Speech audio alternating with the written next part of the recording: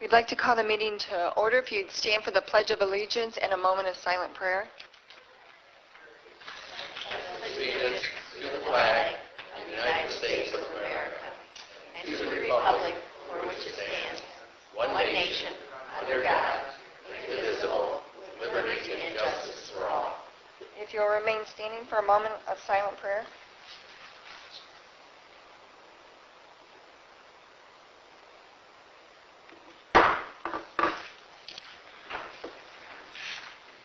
The first item on the agenda is a public hearing for the creation of a special assessment district for number 209 Turtle Creek number 2. I would like to declare the public hearing open at 7:02 p.m. At this time, if there are residents or any person who would like to go to the microphone, give your name and address, and speak in regards to Turtle Creek special street light assessment. Now is the time to do it. Is anyone? This is West Willow streetlight.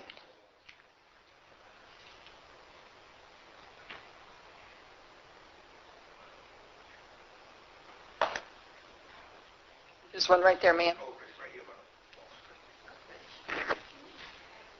Yeah, I don't know why. That was for the funeral of... Okay.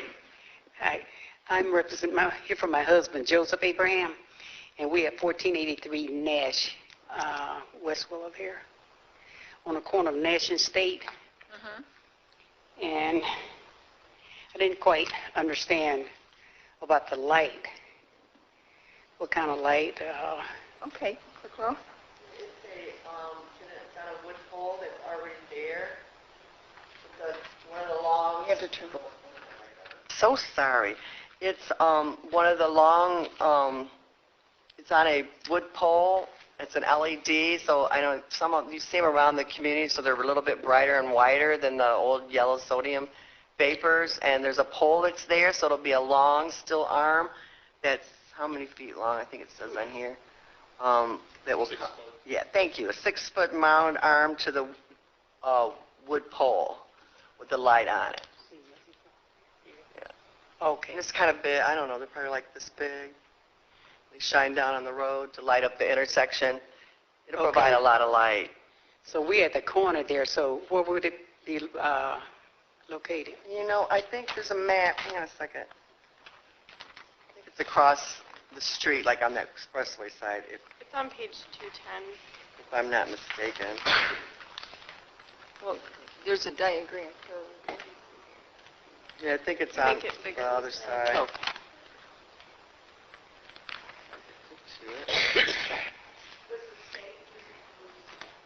Okay. The white is a little, I don't know if you can see the yellow. Yeah, that's a yellow. So, McCartney. McCartney. Okay, so it's not on Nash and State? No. Oh, okay. Okay, I thought it was Nash and State. Okay, great. It's okay. We apologize for the confusion. Nation State. Is there... I'm sorry, we have to see if there's any other public comment. Are there any other public comments? What was her name? I didn't get her name. Mrs. Graham? Was it Mrs. Graham? Lisa, did you get her name for the record? Just her last name? Okay. Are there any other public comments? We have to... Hearing none, I'm going to close the public hearing at 7:05 p.m. Are there board member comments? Yeah, I had a quick question. Because State and McCartney runs basically in, might as well say a T. It looks as if the light is actually back on State Road. So there's another street there. It's Glen Grove. Yeah, Glen Grove. So it looks like it's after that. I don't know if the dot is wrong, or I'm not sure if the colored in dot is wrong, but it's actually on State more so than State and McCartney. So that's my question. If the yellow dot is it. Was the yellow dot it? Mm-hmm. Yeah, and that would be actually, and if that is correct, then the light, I believe, should be on the McCartney side. I don't know if it's where that red X is, and it looks like it's an arrow going out of it. I'm not sure if, Where the number 2 is? yeah. So I don't know. I just want to make sure I just clarify that. We can get that, we can have the public hearing and get all that clarified and actually take action at the next board meeting, if the board chooses to do that. I think. Okay. Any other comment? Hearing none, then we've had the public hearing, and we'll take action at the next board meeting, just to make sure the location of the light is very clear. Okay. The next public hearing is for the creation of Special Assessment District number 210, Ford Lake Village. You know what, Brenda, I'm sorry. Messed up. I had 2 things to read into the record. Oh, okay. I'm sorry. We'll add this to the minutes of the public hearing, even though it was closed. From Ceola Robinson, who said, I am in favor of the lighting installation at State and McCartney as requested by the West Willow Association. And then I had one from my Mr. Puckett, who did not know why they should have to pay for a street light to light up people so they'll know where West Willow is. And those will be put into the packet, right? Mm-hmm. Yep. As part of the record. Mm-hmm. Sorry about that. Okay. The next item is to have a public hearing for the creation of a Special Assessment District number 210 for Ford Lake Village, number 2-2, and I would like to declare the public hearing open at this time, which is 7:08 p.m. So if there are residents that would like to speak on this public hearing and the creation of the Special Assessment District, if you'd give your name and address for the record. Sure. My name is Dennis Durobeck, and the address is 5496 Michael Drive. So I have some questions because some of this project is a bit unclear. Are you putting in a telephone pole and a light on it, or what exactly is being installed at this location? Well, the proposal is for a light just like the lights that are in the neighborhood, which is the Acorn. It's actually referred to as an ornamental 100-watt high-pressure sodium Granville Acorn-style fixture with black housing on a stock black main fluted fiberglass post. It's exactly like what's currently in there. Okay. It's additional light. So you're not going to go to LED for this? No, because then we said we have one light, not LED, and the rest of them, we're going to convert the rest of them later. At least that was the plan.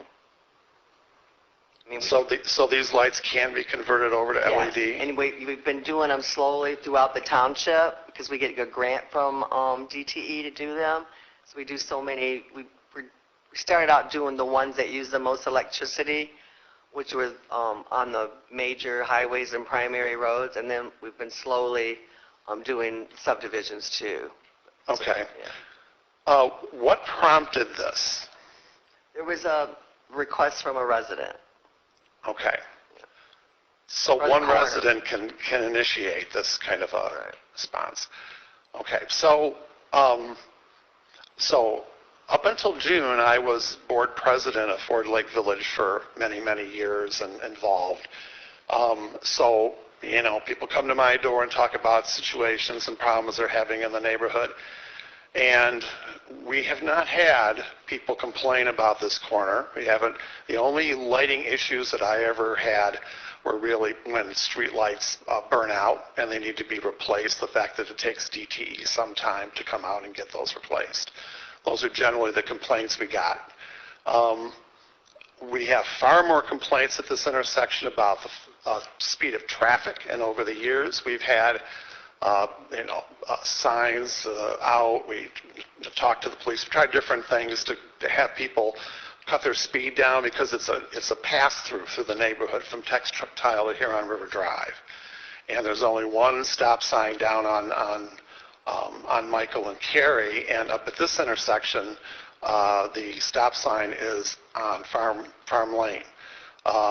It would be more effective for us, and I've had more people request a stop sign at this intersection. Again, there has been no request for lighting. So I think that's something that would help the neighborhood control the speed through there, to think about putting up a stop sign. I've walked my dog through that area, but, you know, the lighting is a little dimmer because the lights are a little farther apart, but we really have never had police issues there. We don't have people loitering there. I've never seen anything when I've looked at the police reports about any kind of problem, nor have we ever had complaints. So, you know, to raise our taxes for something that's just based on one person's request is a little bit dicey for me to do. And since I'm standing here, one of the things that has never happened in the 10 years is I do not see the township communicating with the boards. You know, we represent 205 homes in the neighborhood, and we talk to people, we know what's going on, but when there's something coming up, we don't get consulted. And I think that it would have been nice to have had this put before the board and let the board kind of talk to people and make some decisions and at least be able to make a comment back. And I know other subdivisions, same thing. That is really something that would be far more effective in getting useful information to you. So, thank you. Thank you very much for your comment.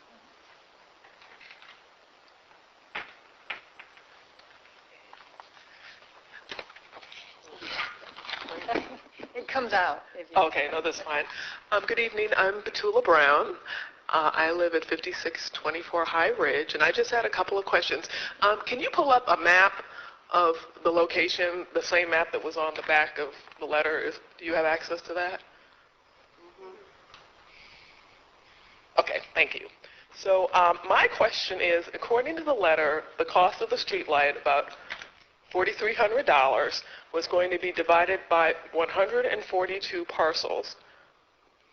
And if you look on that map, my street isn't even on that map. So my question is, what was the rationale to divide it by that way versus, you know, whatever the circumference is that's represented on that map? Yeah, the process is a legal process, and I send it, once the request comes in, I send it to DTE. They give me the costs back, what it would cost. Then I send the request to assessing, who figures out the district that it's in, and because that's the district that was already created, so those were the number of parcels that he used from the district that was already together.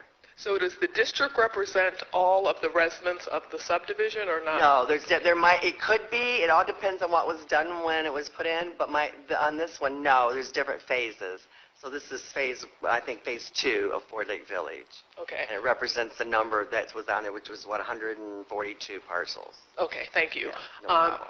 And I am the current secretary of the board, and just to put out there, I've talked to several residents because we recently had a garage sale, a subway garage sale, so got to speak to a lot of people. I think there's a lot of discussion to mirror what was said previously. I think and we spoke about this actually, we spoke over the phone, Clerk Rowe and I, if the letter had been clearer about what initiated this request, because people were not sure if there was a security issue, it just wasn't clear. So that's just some constructive feedback. And the other question, just to clarify, if you, how can I say, can you clarify kind of your decision-making process as a board to decide how to move forward on this beyond the public comment? As I sent the email, it's traditionally what they're done by petition, which means there's a majority plus one. Yeah. In my knowledge of being here, with the exception of a few years since '88, the board always goes as a majority. This is kind of a newer process because normally the township pays for the installation of a request for one light that comes from a larger group than just kind of one person. So, I mean, it's up to each individual. People are going to, and as I told you, because this wasn't done with a petition, the folks who like either call in, send emails, or or come to the meeting, I'm sure, on my perspective, the board is going to use that to make make their decision. But each individual person has their own reasons, and I'm sure if they want to address those. The request was, as the gentleman, the resident said earlier, it was Dennis, what's the last name? Jerome. How do you spell that? 'Cause I'm going to need it for the record. Sure. Drobeck. Thank you. So Mr. Jodek had said, the residents said they were, and I actually went out there to see if it made sense, and then have DT to like take a look at it and stuff. For some reason, that corner didn't get covered when the development was put in, so they're farther apart. And also, the thing they said that they were most concerned was about the darkness in the mornings when the time gets rolled back with students that are waiting on, for buses on the corner. Right. Okay. Thank you for that background. And then just a general feedback, and since just from the discussions I've had, there are residents who live in cul-de-sacs who feel if this is how they can get a light that they feel they need, they're ready to put their own letter in to get a light. And so the concern we have collectively is if you start down this path, kind of, how does it end? Because if I can put in a request, someone else puts in a request, and before you know it, our taxes are going up to who knows what.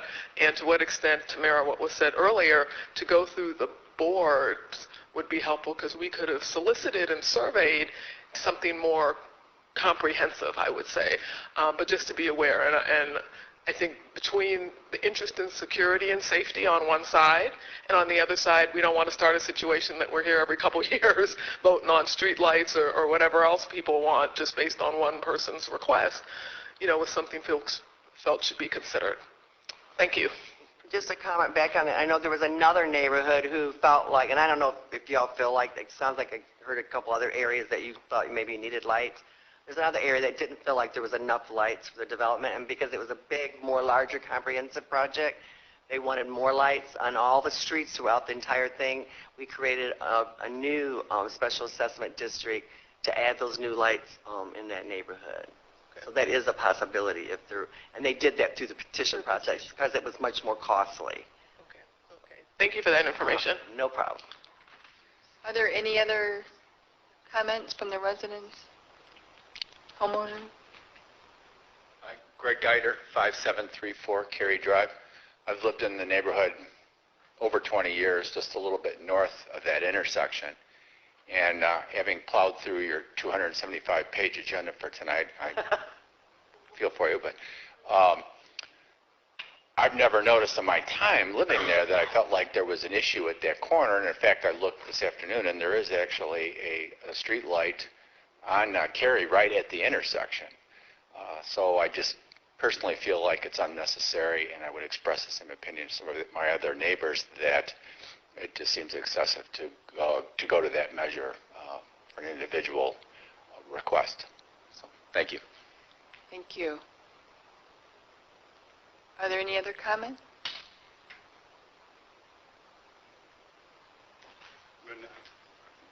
Yeah, I'm just piggybacking what he said. At the end of Cary, there is a light down there at that corner, another light. So, and I don't think it's necessary to put another light down there. That's my opinion. Well, and we appreciate your opinion, but even though I know you, can you give your name for the record? Oh, Delbert Walton. Okay. Thank you. I have one to read. Are there any other comments? Then I'm going to close the public hearing. No, I had for the public hearing, actually. There was one resident who called in, had a lot of questions, and was finally said, and they lived on Farm Lane, said that they supported putting the light in. They didn't see an issue with it. We also have the email. Pardon? Is the email a part of the public comments from Fisher? No, I don't. Oh, I'm sorry. I did have another one. Wait.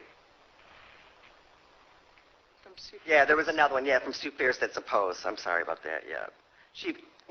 Because she called in also too. She thought that it should have been assessed on the 205 parcels and not the 142. We're going to close the public hearing at 7:21, and I'm not sure if the residents were A lot of the questions that you asked were things that we discussed at the work session as well. And so we were going to go ahead with a public hearing and not make a decision this evening. I'm ready to make a decision. But, yeah, and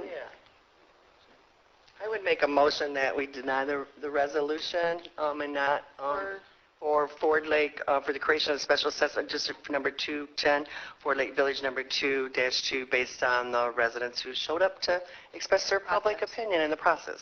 For, motion by Rowe, supported by Wilson. Comments? We apologize for not communicating to the association, and thank you for taking the time to come out. We really appreciate it, and your opinion does matter, and we'll make sure that doesn't happen again.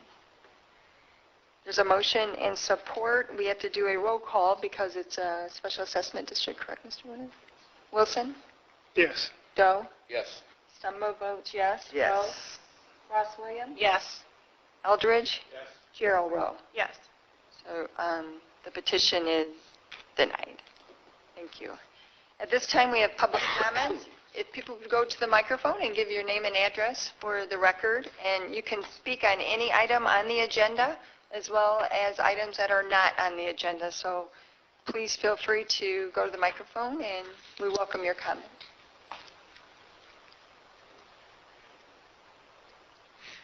My name is John Luker. I'm a member of the Vietnam Veterans of America. I live in Ypsilanti. I'm here with Al Merritt, who is the director of the Memorial Grounds Maintenance. Awesome. We would like to make a quick presentation front and center, if you don't mind. No, please. Would you please join us front and center? Yes. Yes, you.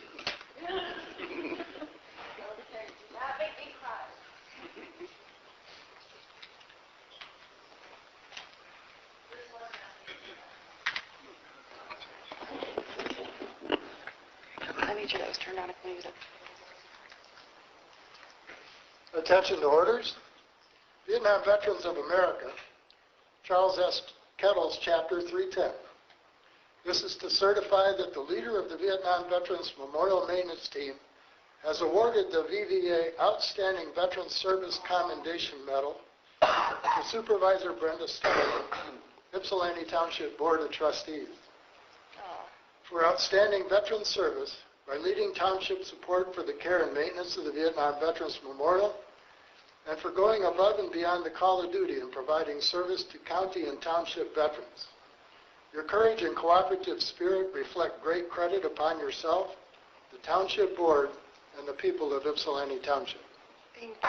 You're welcome.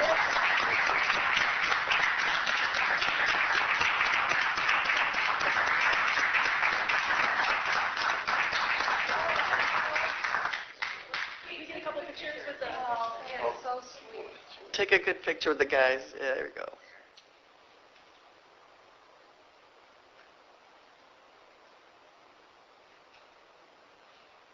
Thanks Great. very much. Well deserved. Can I just say, gentlemen, thank you for serving us and making us free.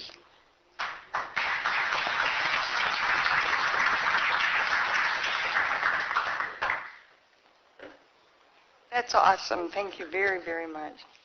Are there any other public comments? Hearing none, we'll go to the consent agenda. It's minutes of the June 20th work session and regular meeting, statements and checks, and the Choice Healthcare deductible, as well as the Choice Healthcare administration fee. So moved. Support. Motion by Doe, support by Rowe, to approve. Are there questions or comments, as well as the June 2017 Treasurer's Report? Did you include that in your motion? Friendly amendment?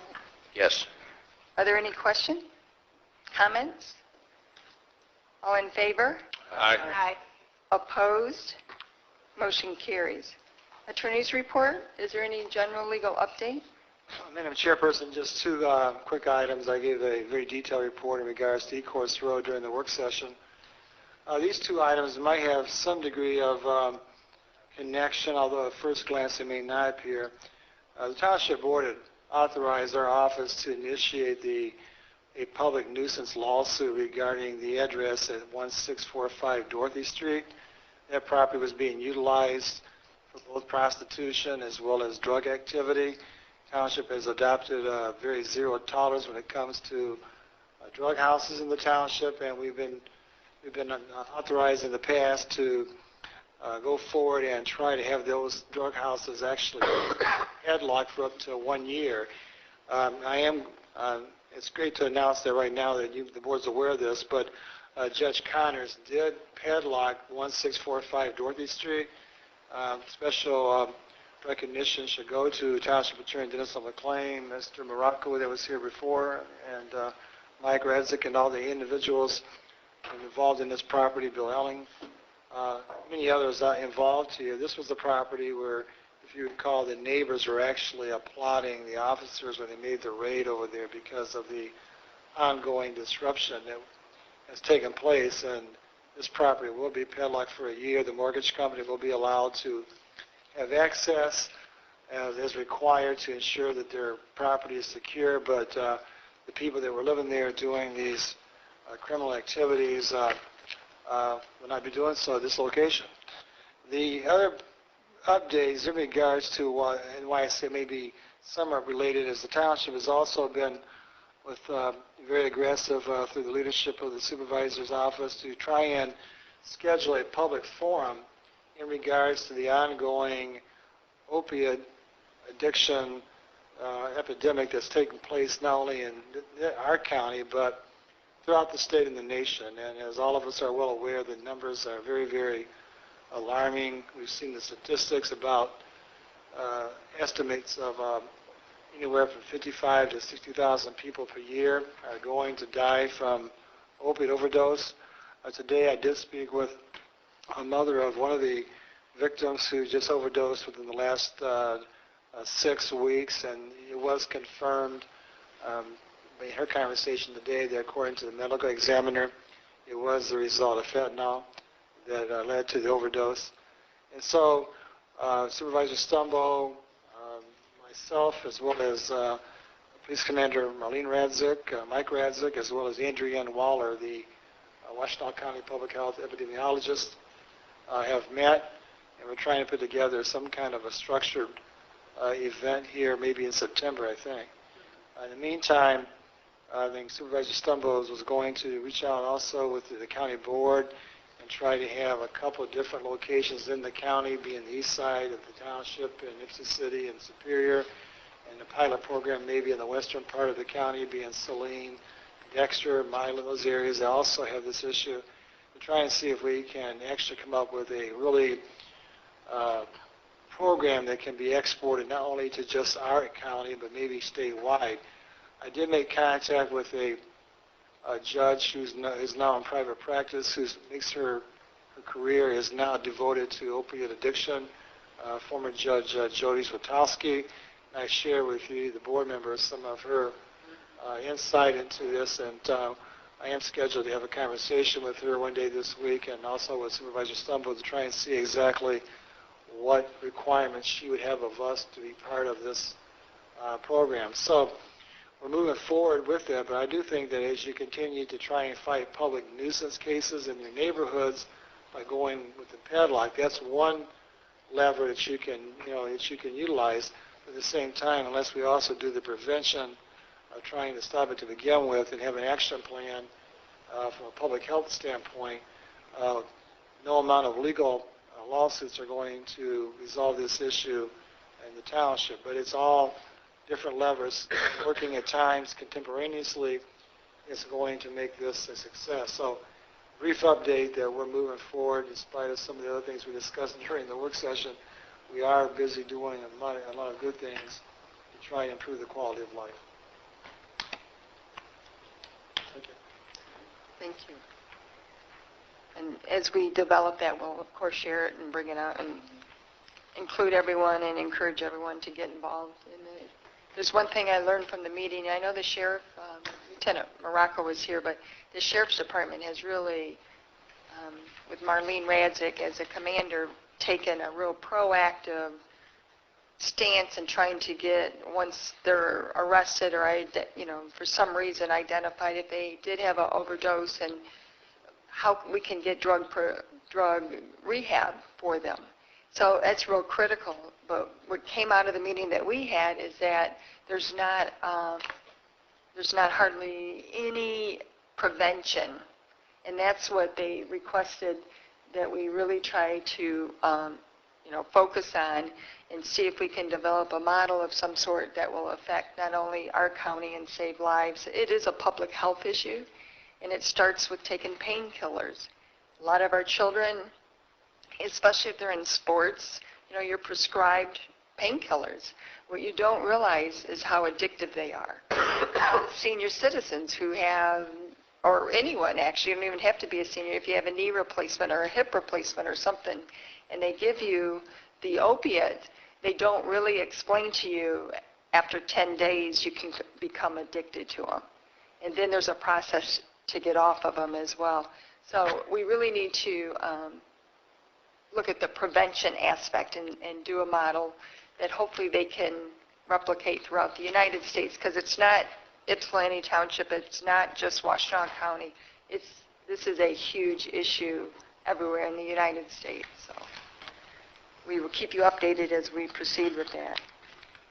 The next item on the agenda is budget amendment number 10, and we're not going to do the street in light of. You want me to subtract that out? Okay. There's a motion to increase the general fund by $6,559 minus the, I don't have McCartney on here, minus the Cary Drive and Farm Lane street light that was included in there, so we'll take that out. That's a motion. Support. The motion. Approve the budget amendments minus the street light for Cary and Farm Drive. Since the board didn't approve it. Right. Okay. So motion support, all in favor? Aye. Opposed? Motion carries. The next item was agreed to be tabled, so we need a motion to table it. Motion to table? Second. Motion by Rowe, Gerald Rowe, supported by Ross Williams to table this item. There's no discussion. We'll have to do a roll call vote. Gerald Rowe? Yes. Eldred? Yes. Ross Williams? Yes. Rowe? Yes. Stumbo votes yes. Doe? Yes. Wilson? Yes. It is tabled to the next regular scheduled meeting. The next item is a request to approve professional service rates for fiscal year 2017 for professional services for our auditor, which are Post, Smythe, Lutz, and Zeal. So moved. Support. There's a motion by Rowe, supported by Doe, to approve the request. Is there comments or questions? They do an excellent job for Ypsilanti Township, and there was 4 years that we didn't have them, and we're glad they're back when they came back in 2008, and they have more history with our township, or as much history as legal counsel and our OHM, one of our engineers. So I support them to continue the service. All in favor? Aye. Aye. Opposed? Motion carried. Number 4 is a request for approval of an access agreement with the American Center for Mobility, which is ACM, Willow Run Arsenal of Democracy Land Holdings, RAD, and Ypsilanti Township for access to Tyler Pond for the testing pursuant to the Comprehensive Development Agreement, which is dated November 4th, 2016. So moved. Approve. Support. Motion Rowe, support Doe.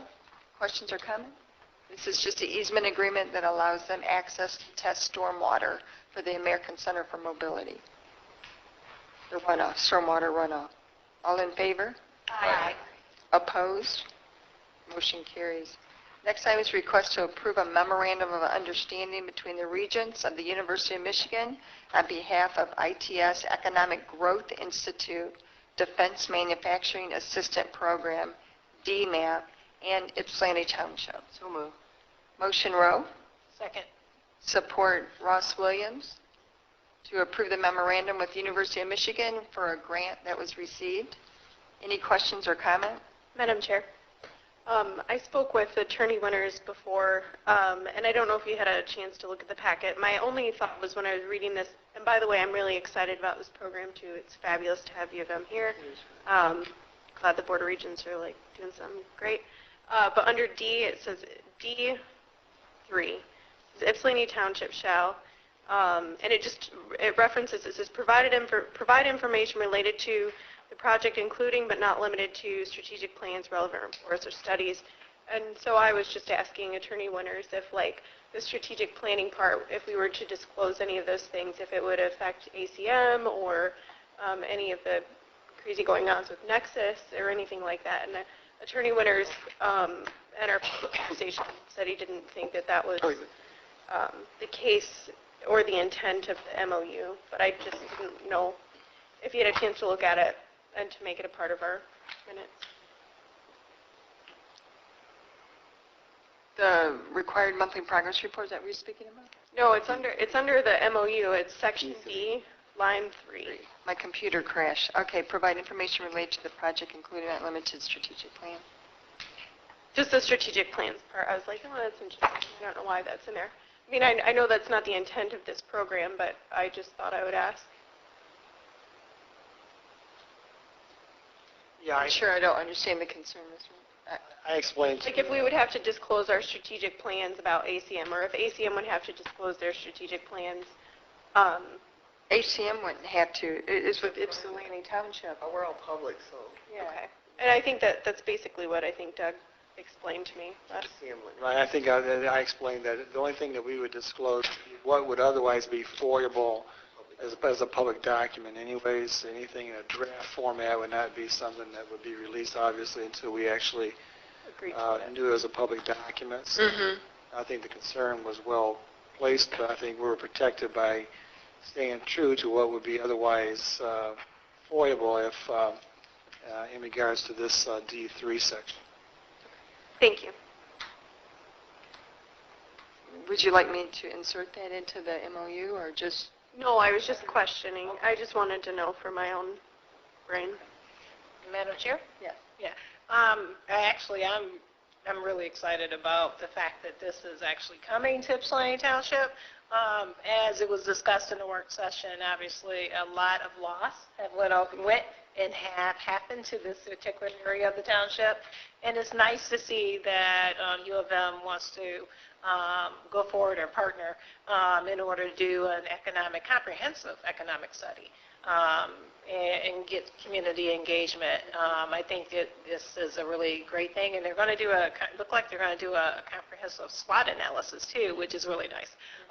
So yeah, I'm definitely in support of it, and it looked like it would be great for our township. So thanks. Thank you. We have a motion support. All in favor? Aye. Opposed? Motion carries. The next item is request of Mike Razik, OCS Director, to approve letter of agreement that creates the summer youth employment opportunities in the amount of $25,000, which is budgeted in line item 101 266 301 000 005, and this is the second or third year. This will be the second year that we've engaged in this So program. just one moment. So a motion would be Move so to moved. approve. Motion, Rose, support Doe. I'm sorry, Mike. We had to have the motion prior. This is the second year that we've engaged in this program with the Sheriff's Office. In a nutshell, the Sheriff's Department works with Michigan Works to identify and then employ 8 area youths. And last year, I think all the kids were from Ypsilanti Township, and they made a commitment to make every effort possible to make sure they're from Ypsilanti Township. And many of them are youths that have been identified as being at risk, so that they have the highest return on investment in terms of keeping them off the street and having a positive mentoring relationship with in this case, retired police officers. So the way this works is within the framework of the Sheriff's Department's court security agreement, where they employ retired police officers and detectives from all around Michigan, they're able to handpick 2 people to work with these kids throughout the 11-week summer period. They do beautification projects, picking up trash, painting. Last year, I think they did a garden at one of the township parks. And I know we've already pre-approved one project for them with Habitat for Humanity. And they're able to handpick the two supervisors as being people who are, number one, interested in working with the kids, not just supervising, but have a capacity and a skill for mentoring. Last year, Doug may remember retired Detective Tommy Kashishin, who was a very long time and very well-respected detective. He worked with the kids last year and had a tremendous impact on them and has continued to do that this year. So this is the program, and it's very beneficial both for the community and for the kids in the community, and we budgeted for it, and we want to continue it this year. Thank you. You're welcome. Questions or comments? Madam Chair?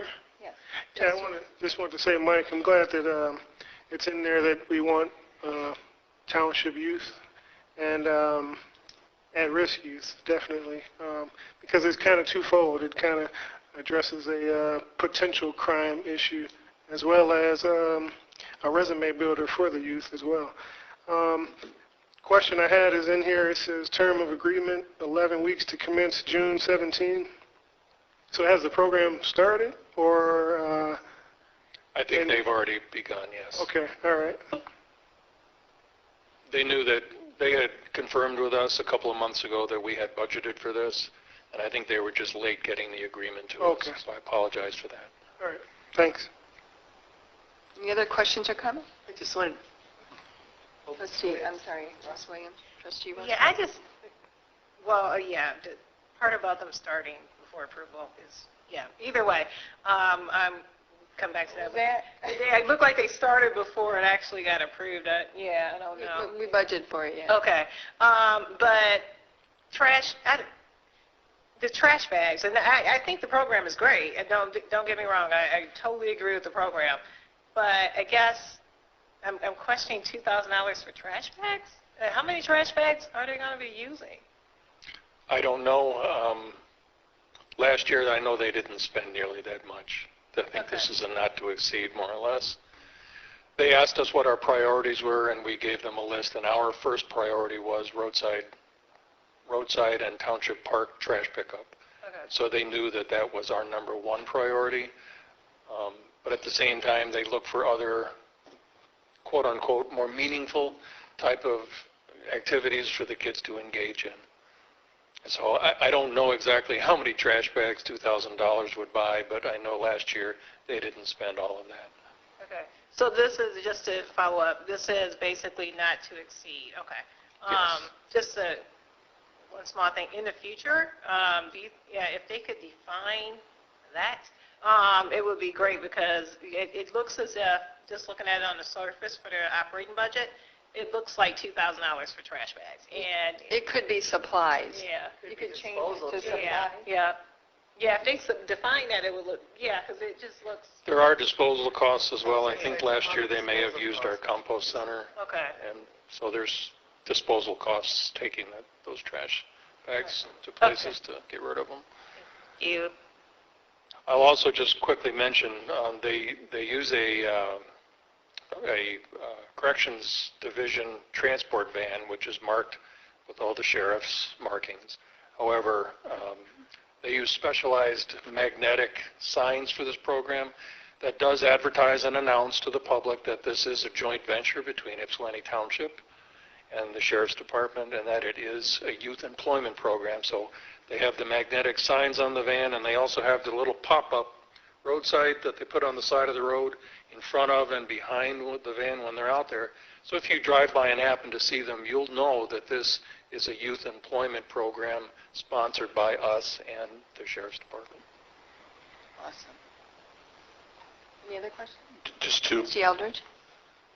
Mike, will they hit all four corners or both ends, or however you want to define the township? Will they hit the entire community, or is this just for one area? They go everywhere, and they actually ask us for areas in need, and we funnel that information to them based on complaints and feedback from Neighborhood Watch and what we all just happen to see working in the community. And then the second part, the roadside signs and the magnets, did they use those last year? They did, and I'll have to check and see if they have to replace them or Right, not. that was going to be my next question. If we have them, why do we need to do them again? Yeah, I can tell you these particular line items, I think were probably copy-pasted from the original, and they may not have to rebuy those this year. Thank you. And they could employ more youth too, right? Perhaps, yes. And Rowe? just, I just wanted to say that I think if we were considered a business, which I think we were, the U of M was matching this. So this 25,000 got matched by 25,000 from U of M to hire another 8 or 10 kids. And it's more than just working. There's all kinds of leadership, mentoring, classes and stuff that they're all, that they're going to about how to be successful in life, make good choices, how to handle anger. I know there's an anger management course. So folk, it's more than just providing a job we pick up as the ideas to change some mindsets, so that kids, will stay, on the right track, or if they're on the wrong track, that they'll get on the right track. and to Trustee Wilson's comment, the officers they handpick truly do mentor the kids, Right. and they try to further what they begin to learn through Michigan Works, things that many of us may just take for granted. For instance, if you're 18 or 19 years old, you may or may not know how to complete a job application. You may or may not know how to present yourself at a job interview. You may or may not understand the importance of showing up for work on time and prepared. And so they try to do all that mentoring and that training and education to help get these kids where they need to be so that they can be successful in life. Other comments? Thank you very much. You're welcome. We have a motion and support. All in favor? Aye. Opposed? Motion carried.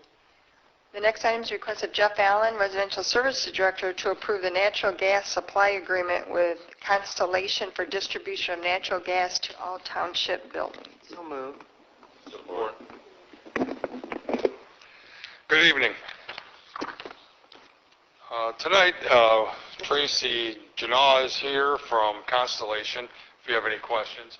The overview of it is that Constellation is a company that was that bid on the gas distribution after DTE and Mishcon merged.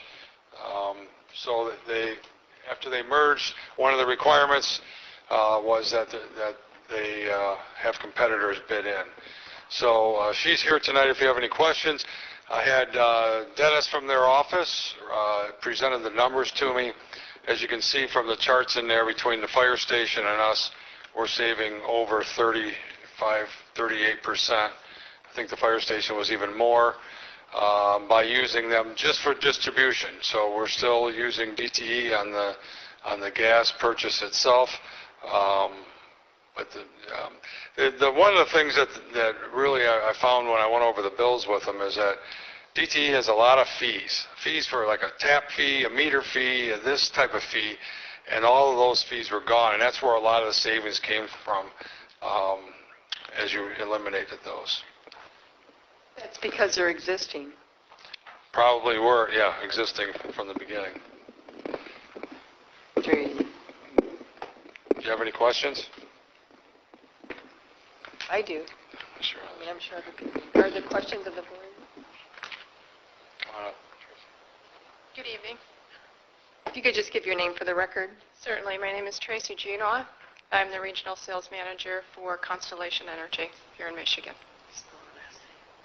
Could you spell it for us? Genaw. Thank you. Are there comments or questions? Attorney Winters, have you had the opportunity to review it? Find it. It's the black and white copy of our memorandum, right, Jeff? Sorry, what? It's this one, I think.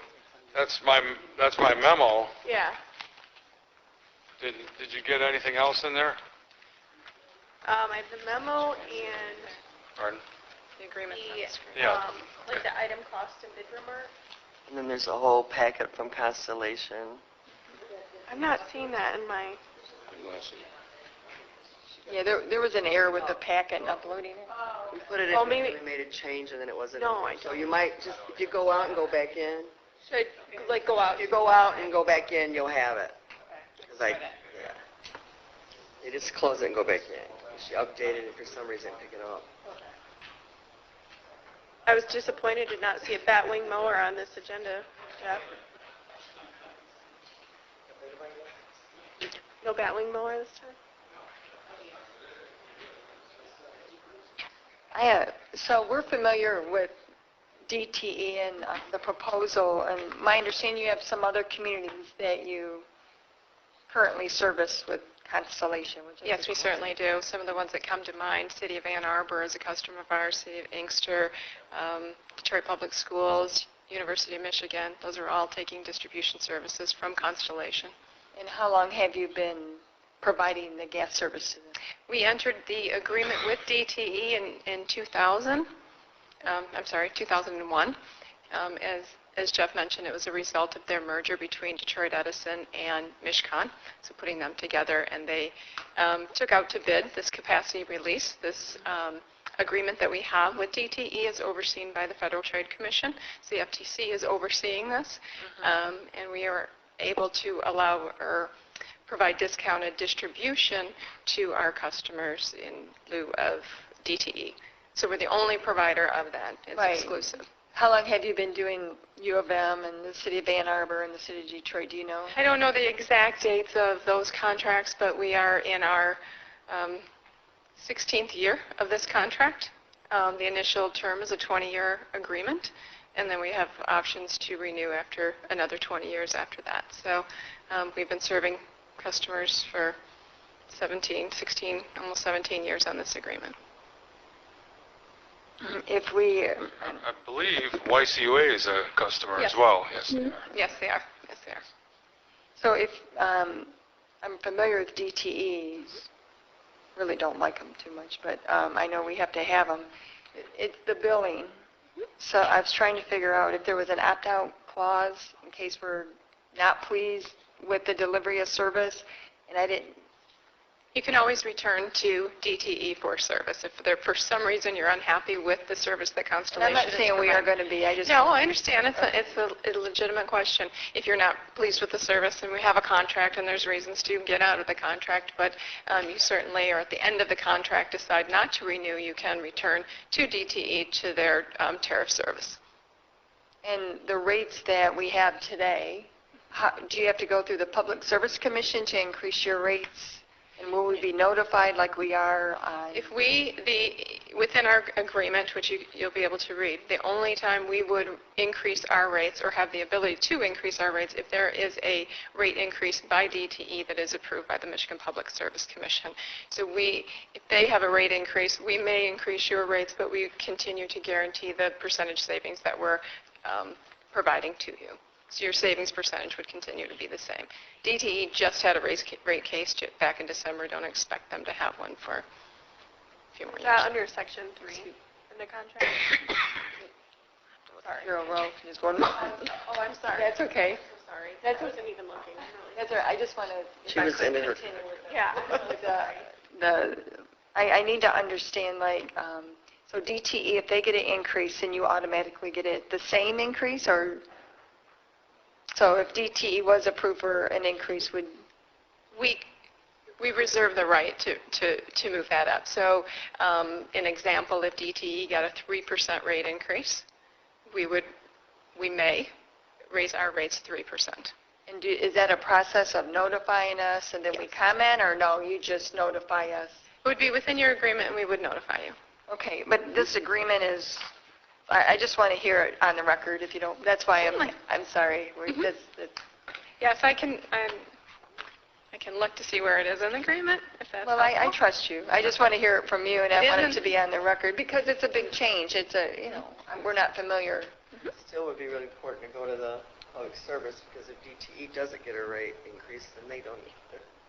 Well, I just want to make sure that you only can raise your rates if DTE gets a rate increase. Is that the word I understood? That's And correct. so DTE sometimes asks for infrastructure improvement and all of that. Is that included in? Within our our rates are all inclusive. If they went to the PSC to increase their rates for whatever reason, their distribution rates, we're not talking their gas cost recovery rates, which they do on an annualized basis. This is their distribution rates, and those are posted on their website and on the MPSC website. And if currently, if we have any issues, we call DTE. If we smell gas, or if DTE still, we have an easement with DTE, okay? So It continues to be DTE's service. It's their service lines, their pipelines. They own those. So in emergency situations, you would still reach out to DTE.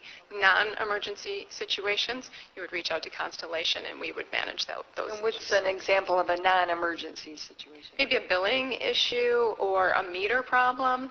Okay. Maybe your meter's not reading, something like that, then we would reach out to DTE. And conversely, if they have an issue where they can't access your meter, they would reach out to us, we would reach out to you. Do you replace the existing meters? We do not do the work. DTE still does the work. It's still their infrastructure. It's still Okay. all of theirs. We just have if you will, they have a pipeline, and we have a straw through that pipeline that our customers, we transport their natural gas through those. And you would currently receive a bill from DTE. You would then receive a bill from Constellation instead. So this is 4 years because it expires, and then what's the We've process? proposed a 3-year agreement. Because of your agreement with DTE, correct? Is that why, or why is it only a 3-year agreement? I guess. I'm not sure why it was. I think that was probably, that's generally an option that most customers do, 2- and 3-year agreements. It locks your rates in. And we could go longer if you like. Well, no, I'm just asking. I didn't We're know. happy to do that. Because I thought I heard you say in 2020 they're going to renew the agreement, or they could. We have the option to renew, and we will renew. But that doesn't constitute a rate case, so that doesn't mean our rate would go up at that point. Okay. Thank you. Are there other questions, Gerald? Would you? I'm really sorry. That's okay. No problem. I focused on reading this, and then I didn't even look over. Did But you- yes, my question was, within the agreement, is it under Section 3 that talks about the price changing, and is that where you see that the percentage of savings stays the same? I see it in your brochure, I just don't see it I know. in the contract, but it's a lot of... 3 is where I was reading, and then I read at 5 too. But I didn't. You're looking on page 3. Section 3 of page 1 of the contract. In our board packet, Okay, here. Under price? yes. Okay.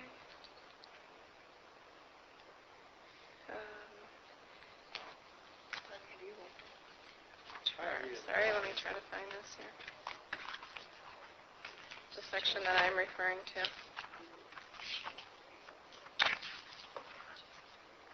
Not finding it.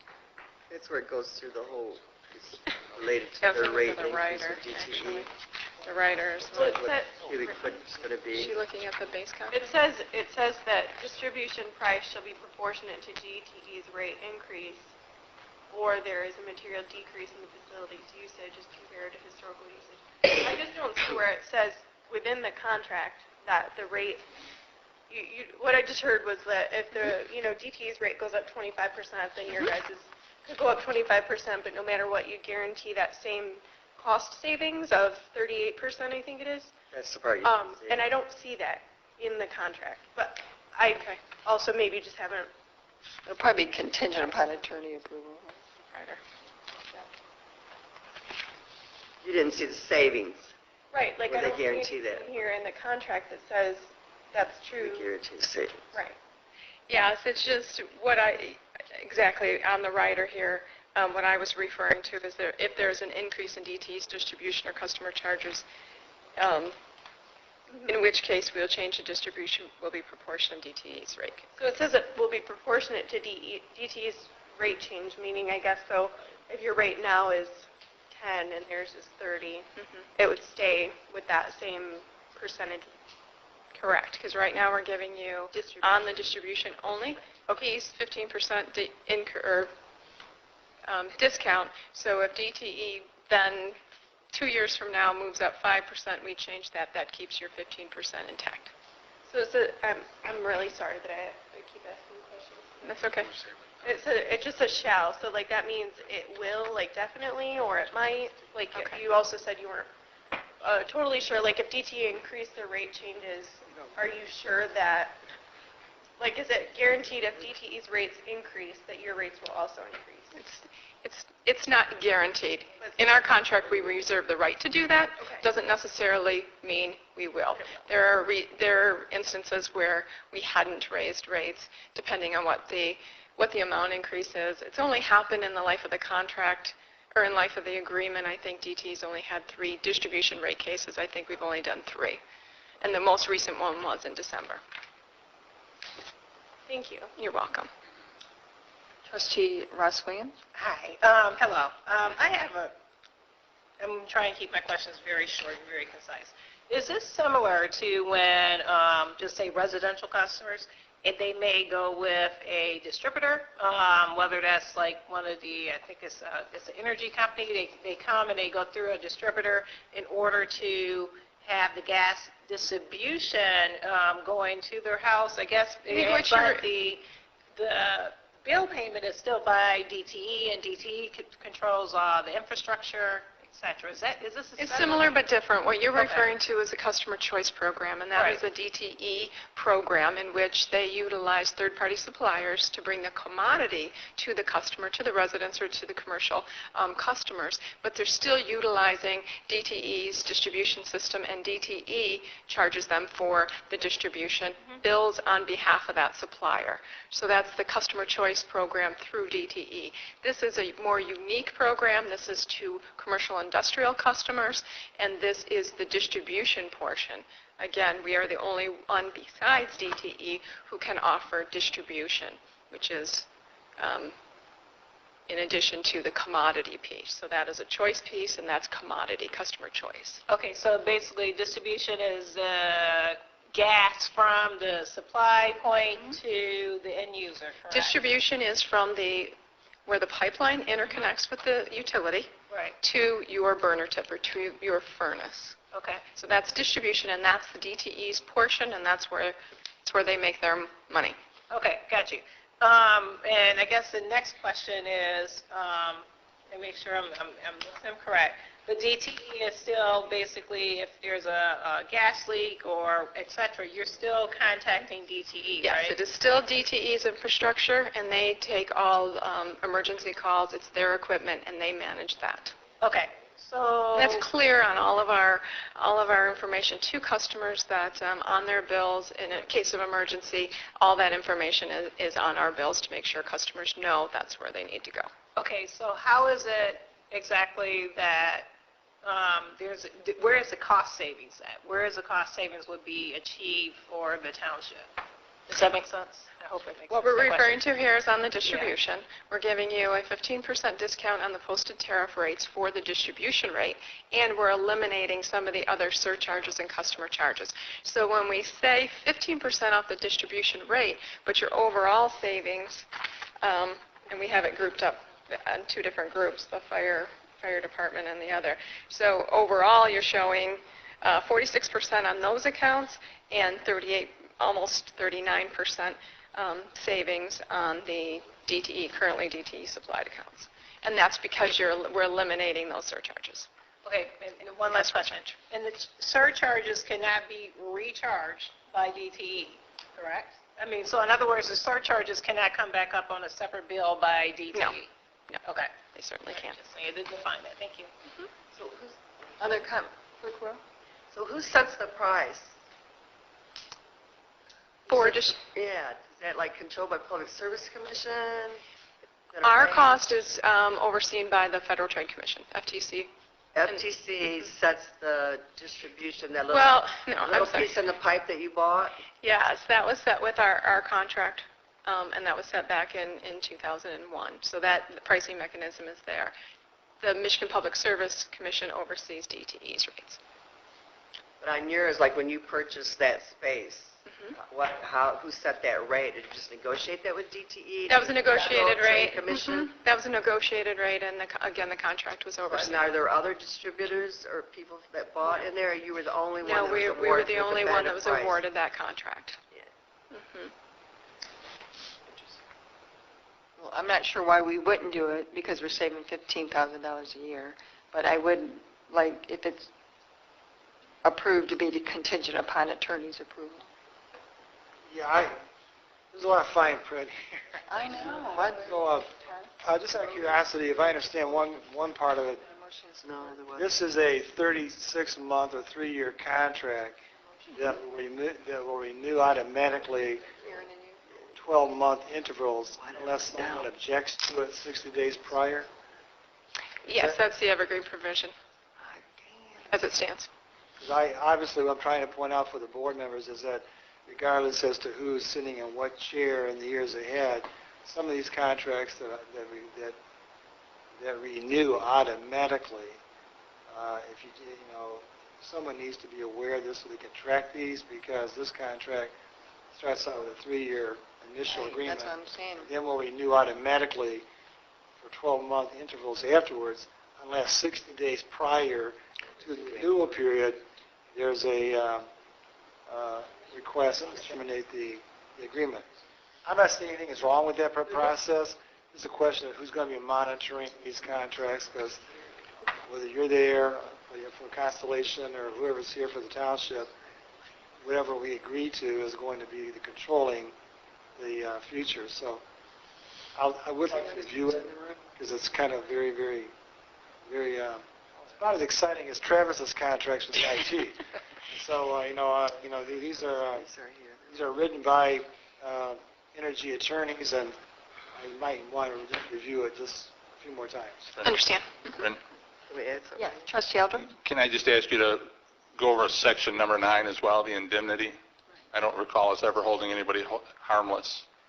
That's one of those that also is very, very fine print, very, very, there's a dispute resolution section, there's a miscellaneous provision, there's also a provision about changes in law that allows certain costs to be passed through. So I'm not trying to give an opinion on the contract, I'm reading it thoroughly, obviously. There's just some things that might need more Understanding? looking at this agreement. So Okay. very, very small. This one didn't renew automatically, does it? No, 3-year. It doesn't renew automatically. Yes. It's There's a right to 3-year. cancel, but we do have an evergreen provision in this It renews contract. automatically. So can we just put someone in there to say that they have to notify the youngest person in the township when they do that? The contract says any number of things you can negotiate, but right now, this is their contract. This is Lisa and Travis, it's up to y'all. I think you've earned the $15,000 savings. Madam Chair, and I'll be honest, I just kind of saw this just here. And I know it was updated to the packet.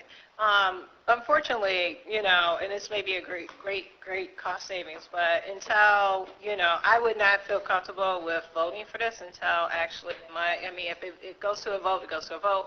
But it would have to be no for me right now, because I'll be honest, I don't really completely understand everything, and I want to make sure I have a clear understanding of what's the fine details before I would be able to vote in the affirmative for it. So. Madam Chair, is there a motion? There's a motion. There's There's a motion, we were going to amend it subject to attorney review, right? Okay. I was just wondering if someone made an amendment. Yeah. Would that be the amendment you wanted? Yes. So, do you accept? Yes, I accept that amendment, subject to attorney review. And I do have a little comfort knowing that YCUA, which we didn't know, uses it as well as U of M and Ann Arbor. But until the attorney actually confirms it, yeah, there's a contingent. I do appreciate, Jeff, you bringing it forward and you coming here this evening. So there's a motion in support to approve it, contingent upon attorney approval. All in favor? Aye. All in favor? Aye. Opposed? Nay? Yes. One nay. Yes. Motion carried. Thank you for your time. Could we get Thank a you. copy with a larger print? I mean, I'm not, I can blow it up. Request of Brian McCleary, Assistant Assessor, for approval to enter into negotiations to sell township-owned parcels on 1548 Emerson, 1501 Emerson Avenue, and 2136 State Street. Can I have a minute? So moved. Did I steal your pen? No, you have the Whole file. packet. Some things I didn't do. I didn't do that. Karen approved. No. Support. Yes, I did. Yeah, I did. Here. Yeah, motion to approve. Motion by Rose, supported by Joe, to approve the negotiations on this. Now, this is several lots in the State Street area, which is where ACM is, and I think that this will be developed at some time, and I'm not sure if we should sell this at this time because of the increased interest in ACM. But, oh, I know, that's what zoned, He's right? going to build a garage. He said. Oh, I don't know about that. What's that? Says to build a garage. Where's this house at? I'm sorry. Well, that's the only, and I'm not sure if the petition, we're just authorizing negotiation, is that correct? But I just want to point out that that's a concern because of this area is going to be vastly developed. I had a meeting today at Ann Arbor Spark, and how many businesses are starting to get interested in this area for location of future businesses for autonomous vehicles, research and development. And I know that this was asked before too, to purchase this land, and it was my concern at the time. Madam Chair. Sorry that I don't know this, but that's what I was going to ask. What the zoning was? Yeah, it's all residential. Like we would have to redistrict this if businesses wanted to buy it. The question is, Like if ACM was interested in it, or if well, not ACM, just other, I think this whole area, is going to be changing rapidly, and I think it's more valuable than what is proposed, yeah, I was just wondering. We would have to rezone it, right? Well, you're not going to... Yeah. Going to happen. I mean, they're between people's houses, unless they were going to get rid of the houses. What started the whole thing was he had a request from one, so I think Brian just said, oh, well, I might as well go ahead instead of just doing one for a garage. I might as well go ahead and look at the other two that he was looking at. It's all, and like I said, it's all residential. I was thinking that Maybe we can next site table might it. be good Madam for Chair. Yes. Yeah, I talked to Brian earlier today, and Karen's right. There was just that one, the closest to I-94, that's made the request. The one that's got the little dot in between the two houses, that's only 20 foot wide, and he says it's already fenced in, so the people sort of act like they own it now, but they don't. They might if it's been 7 years. And if these other two homes had the 6 parcels, if any of them wanted to buy, they'd have to buy them all, because the ratio, the front yard or the width of the property versus the length of the property wouldn't meet our ordinance if they just bought the piece behind it. So they would actually have to buy one of the houses would have to buy all 3 of those parcels to make it conform to our zoning. That's the ones that's 1229. You can see that. And then the other ones he's saying could just like 1228 could purchase the one at 1225, and 26 and 27 because they're all just getting to build on. Right. Gotcha. Makes sense. I just wanted to make the point during the discussion.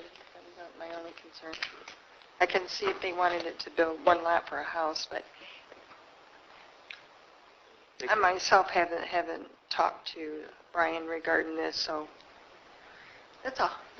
This is negotiations. It comes back to the board, Correct. just for the record, and I don't want a resident to think that everyone's in support of it, because I don't know if I am, and I have concerns. My only comment would be these are a lot larger lots than we've sold previously, other than the one that's between the two homes. These are considerably larger. Right, so hopefully he'd get a better price for those, yeah. Because we can't build on them, but it is more land, you're right. This has come up before, that's all I'm saying. Yeah. This issue's come up before, so I'd like to get more information on it, or, I don't know. I mean, one's 40 feet. We don't even allow you to build on a 40-foot lot, 40, and the other one's 20 feet. So, but you're right, it's just negotiation. Madam Chair? Yes. I agree with you. I looked at the price, at least at the assessed price, $800 plus interest and costs. Yeah, definitely think this needs to be negotiated. That seems like a bit of a fire sale. I'm not sure if I don't have petitioners in the room or the prospective purchaser. Yeah, that's all. This one doesn't. This is just, the other one is to sell it. This one is to negotiate. Right. Yeah, no problem. Okay, so we have a motion and support to authorize negotiations to sell the township-owned property on Emerson and State Street. 8 lots, is that how many it is? I don't really think it's 8 lots. It is, yeah, 8 lots. Oh, I'm looking at parcels. Good. Parcels are lots you can't build on. Okay, I'm sorry. So we have a motion and support to approve that? Yeah, you do. All in Yes. favor? Aye. Aye. Aye. Nay? Nay. Nay. Nay. So it wasn't approved. Is that correct? Correct. The next item on the agenda is a request of Brian McCleary to... You can offer an alternative motion that we just sell to the one guy that requested on the small lot? Or we allow him to negotiate on that price? There's nothing else you can do with That it. can come back. That's land lot. Yeah, that can come back. That's what I said, that we'll authorize him to negotiate on that one. But that can come back, you know, on the next He can bring agenda. it back. No, I'm making a motion now. No, it's over. I can make an alternative motion. There was a motion and a Then support. it's down, so I'm offering another motion on the same subject. No, It's Robert's rules, yeah, you can do that.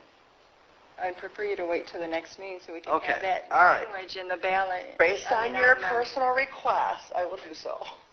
I'd like to have a map and an understanding. I agree, maybe one lot, so. The next item is a request of Brian McCleary for approval of letter of agreement for sale of lots located on, did I miss that one? No, you're good. State Street to James Burns in the amount of $800 plus closing costs. Can I see your file? Oh, I'm sorry. Yeah. My computer's down, so. Do we have this?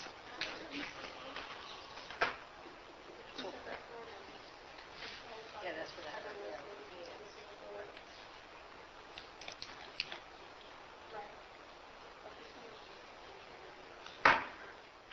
So, is A1 Sal, are they here? Is anyone here? This property is of great concern on State Street when we go by it as far as It needs to be cleaned up. appearance and cleanliness and, I mean, it is. This, Was that this one right here? mhm.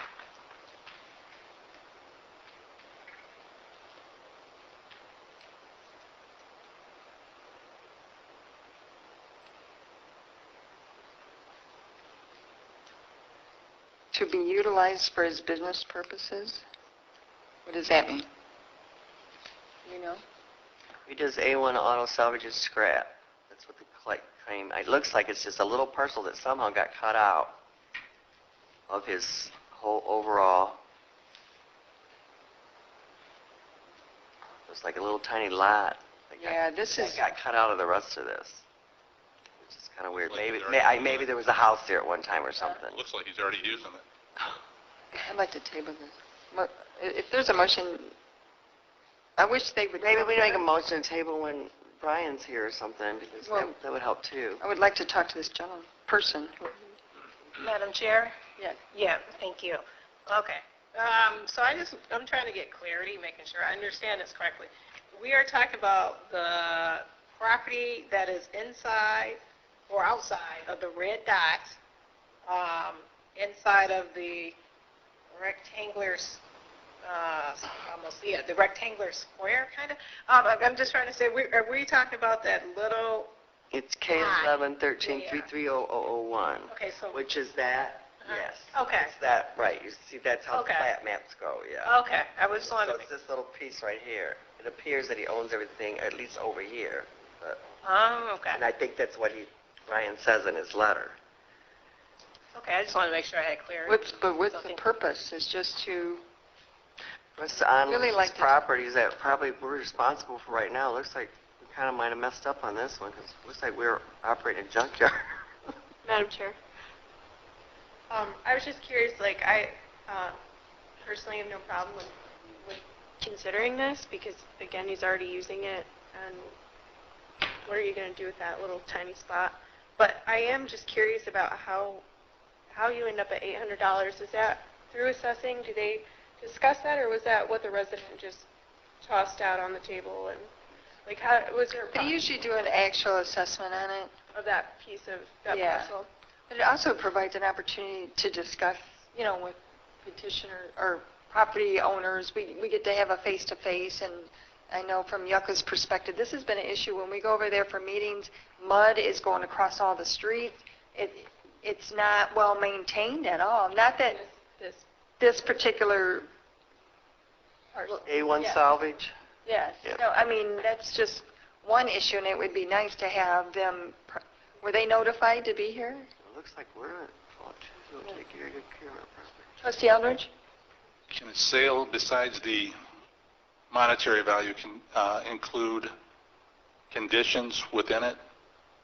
You can purchase this for this amount of money, but you also have conditions such as clean up the remainder of your property, not bring the debris out into the roadway, any number of things. And based on the pictures I'm looking at, it looks like we're allowing someone now to use our property. Now we have knowledge of it, and we need to take action on that in the interim before we make the sale. Yeah, for home property. So Right, that's a good point. I would make a motion to table To the next meeting? until the next meeting in August. We'll have another meeting. Oh, Support. there's a motion by Eldridge, support by Doe. Is that okay with you? We'll do a roll call vote. Wilson? Yes. Doe? Yes. Stumbo votes yes. Rowe? Yes. Ross Williams? Yes. Eldridge? Yes. Gerald Rowe? Yes. Make the motion. Support. The motion was by Eldridge, and it was supported by Wilson. Is that- No. Doe. Joe. The next item on the agenda is the request of Travis McDougall, IS Manager, for approval of the NASPO Value Point Participation Addendum. What?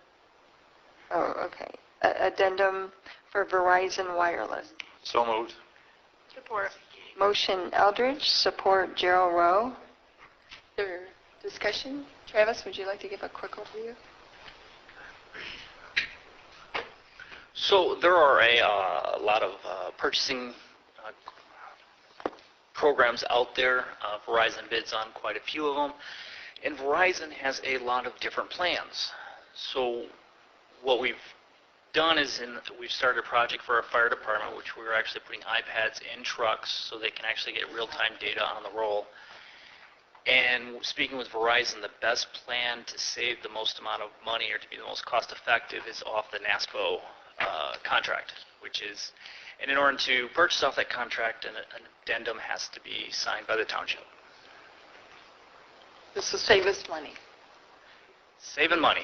It's a motion support. Are there any questions or comments? Saving money sounds good to me. All in favor? Aye. Opposed? Motion carries. The next item is a request of Travis, IS Manager, for approval of the Multi-State Information Sharing and Analysis Center member agreement. So moved. Support. Motion motion Rowe, support Gerald Rowe. Travis? So MSISAC is a Department of Homeland Security ran program that allows for information sharing in regards to cyber awareness, cyber attacks, cyber security.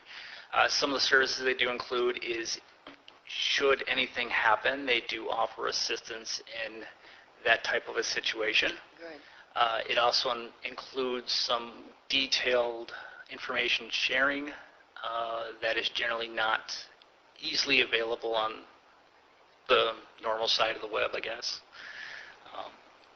So it's I guess, protecting money, I guess. Excellent. Questions or comment? I would, Travis, and sometimes it really is frustrating because of all the limits that you put on us, but I really do appreciate the security that you have in protecting, the information in the township that comes and goes and all the attacks that have happened in other areas, but I really do appreciate what you do and as much as you do for it. Thank you. You're not very well liked, but I just want you to know that I appreciate it, though, because you're doing your job. That's what I'm here as a director. Are there any questions or comments? All in favor? Aye. Opposed? Motion carries. The next request of Travis is to publicly sell 5 copiers and to dispose of any copiers that do not sell to a local e-waste recycler. Support. Motion Rose, support Eldridge. Discussion? I know the chief asked for that too. Is that coming to the next board meeting? Yeah, he didn't have his Okay. stuff all together. All in favor? Aye. Opposed? Motion carries. The next item is a request to approve an agreement with DTE Energy for removal of the electrical equipment from the Liberty Square property in the amount of $12,985, which is budgeted in line item 101-956-000-926-050. Support, or motion. Support. Motion Rowe, support Wilson. Comments? Madam Chair. Is that taken, is there electrical, is there also phone? AT&T. So this is both of them? Mhm. Okay. Madam Chair, Yes. I am glad that this is being done. Thank you. Yes. You're welcome. So, for the 2 audience members, this is for Liberty Square property. They have quite a few of the encasements that has old DTE infrastructure in it, as well as AT&T. And so by removing these, it will allow us to better maintain it as well, because when we mow, it's hard to go around it, and make it more attractive for all the residents that drive by it, as it is the entrance to the community. So, But it doesn't say anything about the AT&T part. they do it. Did they say they Yeah. would? Because it just says transformers and Right. DTE pole, some kind of pole. charges for everything. Mm-hmm. Madam They Chair. will do there. They'll do it even though it doesn't say it. Over here in the old Liberty Square property, how many parcels do we currently own? I know we still had a few that we didn't own, I guess, out of 150-ish, 151. How many do we not own, I guess? 5? Okay. So And we try to reach out. Yeah, reach out. Yeah. I know there was, last month it was discussion of someone, Dennis, was Mr. McLean going to reach out to the current 5 property owners? Yeah, and actually, I'm going to do that probably, and there's 5 to go. We think that we can make an effort to acquire those 5 because there's money that they owe us as part of the initial demolition over there. And I think this right here goes a long ways to getting more and more development ready once we get those 5, hopefully through negotiations. So we're getting close. All right.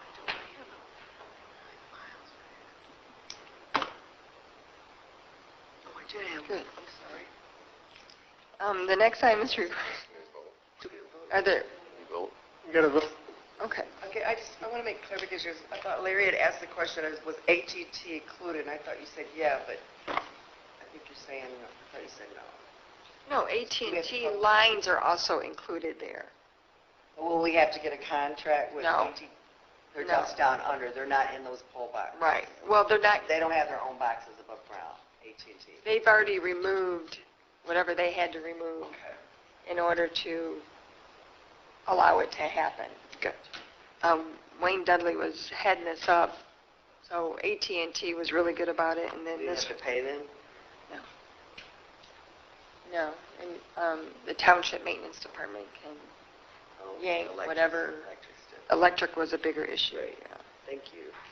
And they're just going to take it down to grade. They're not going to remove the pedestal. They're going to remove pedestals. Not the cement pedestal. Oh. Not the cement, just the tall utility box. I should have had a picture. I apologize. We have a motion support. All in favor? Aye. Opposed? Motion carries.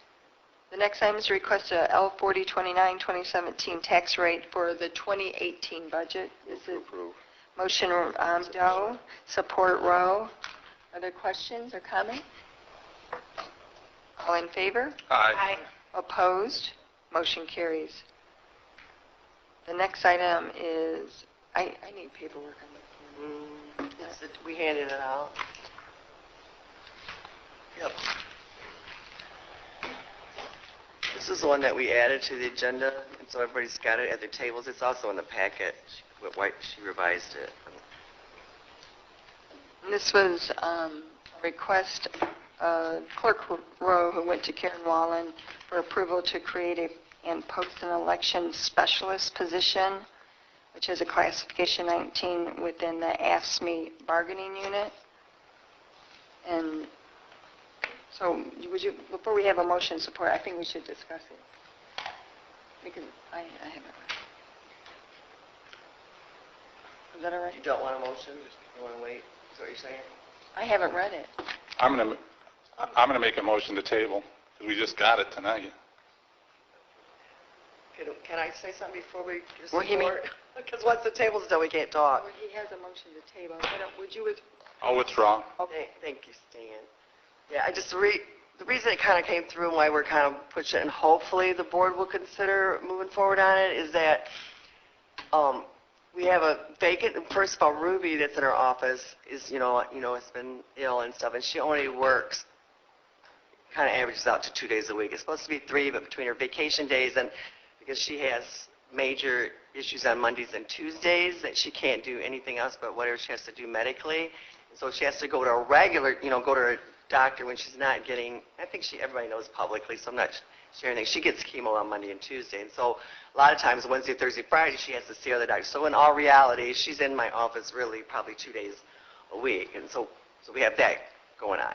And then with the recent vacancy, I don't know how many people know, but Janice Riley bid on an opening, which of course we lost through a traumatic incident. And, as Larry promoted Christy Troy to deputy, that left a vacancy there. And so we posted for that, and Janice bid on that. And we gratefully and worked with Larry, because normally you don't get awarded a job and go to the job the same day, but that's what happened. So I immediately, on the day of the award, which was Tuesday, I think it was Tuesday, I actually lost Janice. Now, they have graciously agreed, Larry and I are working together like we always do as a team, that there's several days where there will be no coverage in my office, and he's going to let Janice come back, and that's due to vacation scheduling, which of course in the summer is crazy anyways. So that's happening. So then we went ahead and posted, which we probably should have thought a little bit more at the time, but I think between the death and frankly, I was surprised that Janice was, bidding out, but I think she's going to be happy there. But anyways, just all that happened, so we Karen just automatically did what Karen does, and she just posted for the position once it was filled, the position in my office. In the meantime, we started thinking about it and stuff, and I thought this was a great time to actually look at the whole structure, which I've kind of been looking at for over 2 years in terms of the whole kind of thing. And so that posting came down on Monday, which my understanding the person who bid on that, we have 10 days as a union or as management to fill that, and the person who's bid on that is probably going to need more than 10 days. We have 10 days to award it. The person's been on that, my understanding is, has a full-time job. It's going to be 2 weeks. So probably if we did it today, we're still talking about at least 2 weeks out before that person would come. And by not moving on it sooner, because we're going to move on this position, hopefully, that would be even longer. My goal is to get up to full staff when the new equipment's coming, and that's in August, and that's before the next board meeting. To at least have, to have the people here, because we're going to be doing training, and plus it's just really, we're talking about maybe not doing passports and canceling and then Larry's office is going into his huge prime time of taxes, because our offices work together and support one another. And hopefully, we were in the process of cross-training. Christy had learned passports, but I don't think the deputy's going to be doing passports. But the good news is he has Janice, so she does do passports. So once we get through tax season, Janice will be able to cross-train, and then we'll have to figure out who in our office is going to, probably most likely the new person that will cross-train and help out Larry, so that during election time, folks can help out the clerk's office, and then during tax time, we can do that. But right now, we both kind of are at a crunch for a variety of reasons that are kind of out of mine or Larry's kind of control of trying to get our offices run smoothly. So that's the reason. I apologize. We tried to work quickly on it. And I think, Karen, you did an awesome job, because she met with the union this morning. And then between that time, she, put all this together and stuff. Because, plus he was off, so we're working around people's vacation schedules to move it forward. So based on that, and it's like, for the older board members, I don't think it's, it's something that we've been talking about for a couple of years. And originally the union had wanted us to wait till negotiations, and there's a new union leadership. So anyways, that's why I was going to kind of try to bring it forward. I was going to try to bring it forward now, and based on the opening, two reasons, like why bring it back now when we talked about it 2 other times before. But basically, it's, for those 2 big reasons. It's a prime time with a vacancy in the office, which the township kind of does that a lot. We kind of jumped the gun. We probably should have done it before we posted for the floater clerk position. It came down today, or it came down yesterday. But we kind of look at that sometimes to say, hey, do we want to continue with where we're at and stuff, And the needs of the office, I think Karen did a good job explaining the memo, but just to hear it from me, is that basically we had, up until 2015, we had pretty much 3 people in the office full-time that had, over 20 years in election experience. And then, through a real fast, quick attrition, with folks leaving, I ended up having 1 person who had that experience and was involved in, training other people in the office to move on. And so I think, and even regardless, I just think that in terms of one of the panics I have, and I think one of the things that's happened is to think about some of the drastic changes we've been through in the township, is like, what should you structurally be doing for the long term when Karen Rowe's not here or whoever. And long term, you need an election. You just need that higher kind of level person in there. Most of your communities have a deputy that does it, that are smaller, so there's a deputy that oversees all that. Your larger communities that are large like us, they have a special person usually in management that oversees that. For us, they have a deputy clerk, and then they'll have another person who kind of oversees that. For us, which that kind of, in a lot of ways, like if we had a lot of money, and ideally, and I know Brenda always wanted to have 2 deputies. You have a deputy over elections and a deputy that does everything else. And the problem with that is it's hard to have your management person work as your ASME person. And so I think this is a great kind of like trying to put them together. That they won't necessarily be a management person, but they'll be helping provide the direction and the leadership and the whole kind of elections kinds of side, and providing assignments and workflow related to elections. So we have the election equipment coming up, which is, that's going to be here, and the training's going to be here before the next board meeting, and also, we're getting ready for a November election. So I would, all possible, have the consideration, John, and I do again apologize for the tardiness of, the lateness of it, but couldn't really be helped with where we were at. From my perspective, I think this is the time to do it, but I don't like the manner, again, in which it's being done. In the past, I'm glad the union, you went to the union. Previously, what has come to the board was $1, and this is $2.54 of an increase, and it's moving it from a 9, and I'm not saying that I disagree with it. I just haven't had the opportunity to read or discuss it. I do think there's a need to have an election leader or whatever. What's it? Specialists, we're calling it.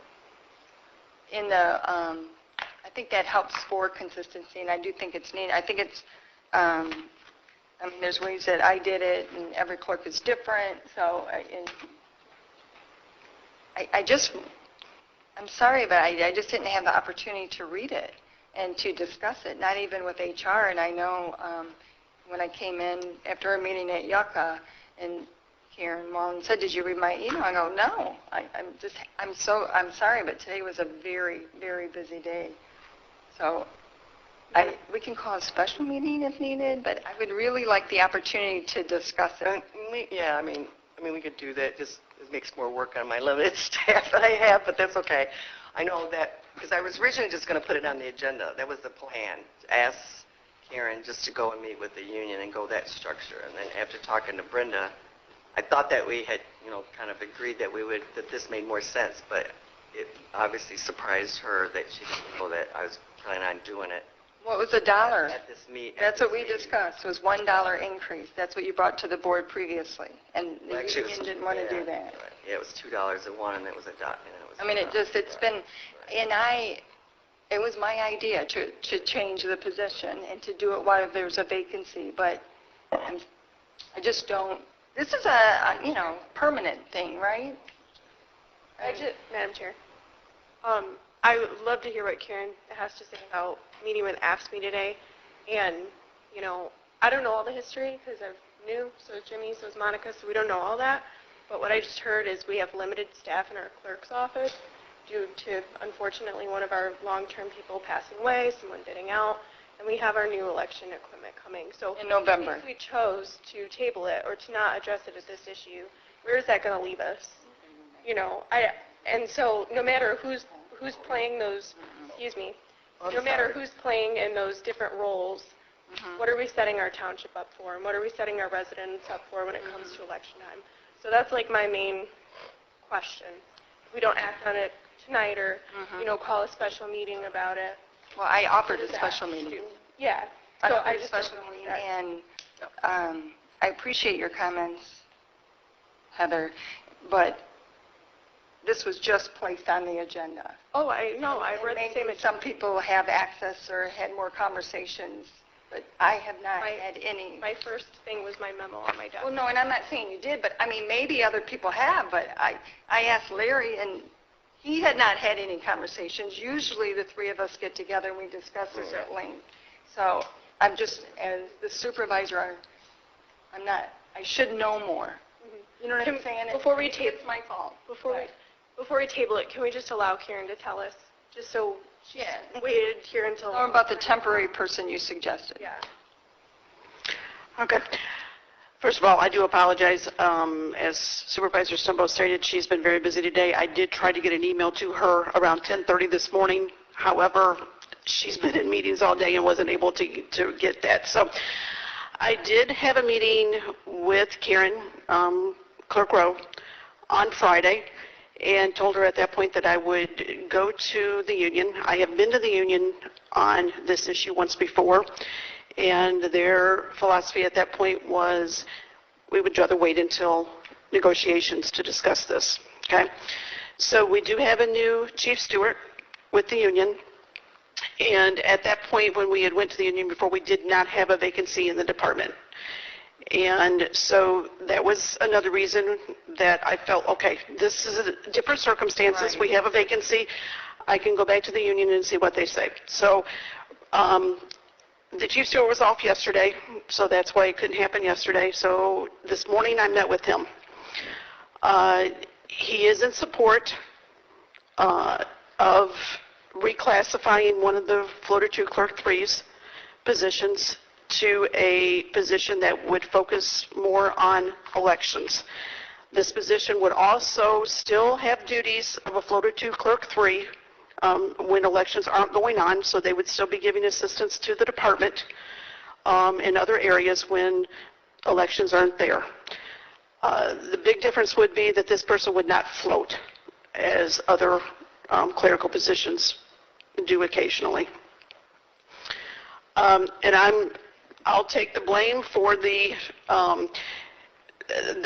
wage. Karen had talked to me on Friday, and it was around a $2 limit, or is what was going on.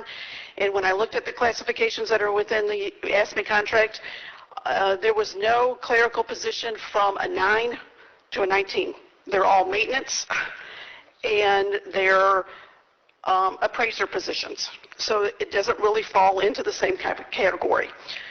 The classification 19 currently has a purchasing clerk listed, which we do not have anymore. That position's not been filled for a number of years. We have a person who does purchasing, but is not totally focused on that as their sole job.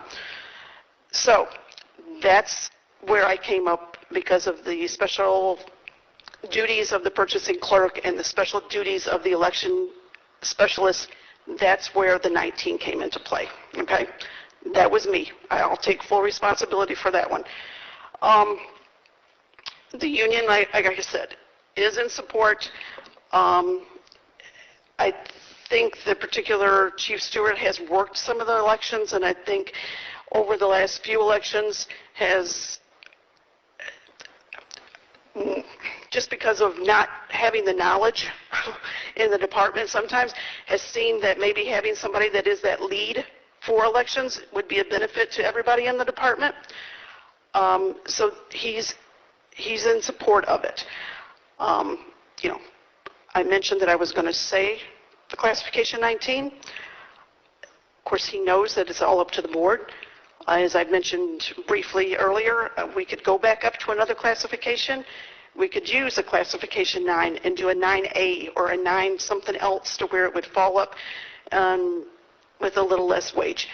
That's going to be totally up to the board when they decide and have a better understanding of what's going on. Is there anything in particular, Heather, that you were wanting as far as the discussion with ASME, or? Yeah, well, I just thank you for your Trustee Eldridge? I think, did you have it? Yeah, I just had a follow-up, if that's okay, or I can wait. Oh, go ahead, Jerry. Thank you.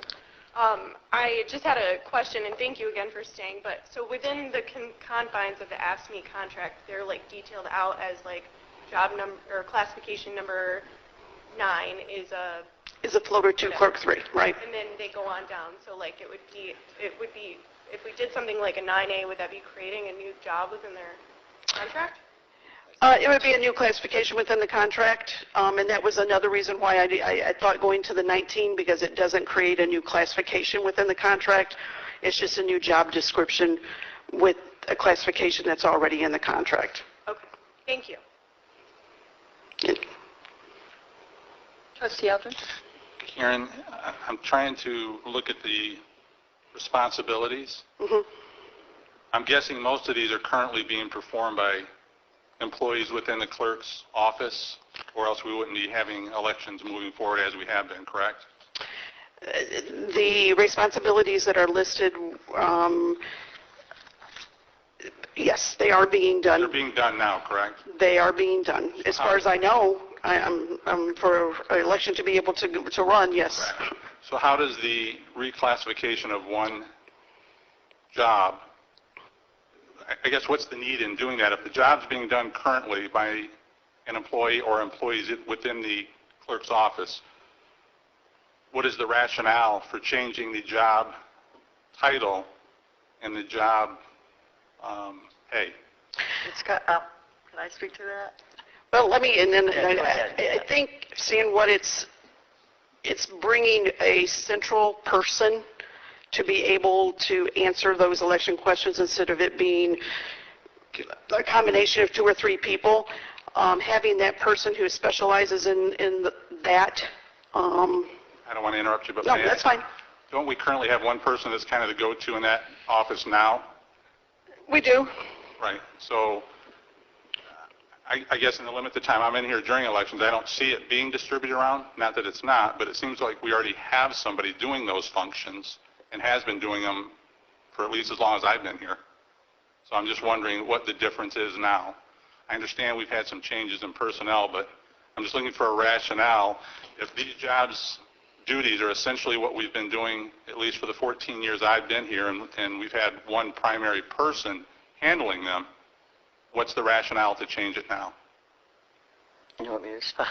That would probably, yeah. Yeah, what I tried to do, and Stan, you know this, in 2015, when I lost all that, it's kind of the way the work went before. It was kind of evenly divided between Nancy and the two. They'd all had equal amounts of experience in working elections.